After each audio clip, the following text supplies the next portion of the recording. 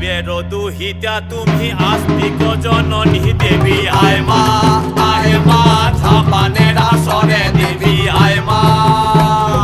শিবের দুহিতা তুমি আস্তিক জননী চরত কারহ মনির পদ্মে বাসকি ভগিনী দেবী আয় মা ছাপানের আসরে দেবী আয় মা ছাপানের আসরে চুলায় পড়ে কাতর হয়ে ডাকেছি তোমারে দেবী আয় মা।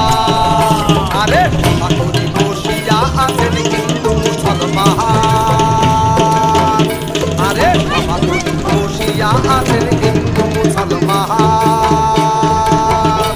আরে তোমার চরণে অথম আমি জানাইলাম সালাম, তোমার চরণে অথম আমি জানাইলাম প্রণাম।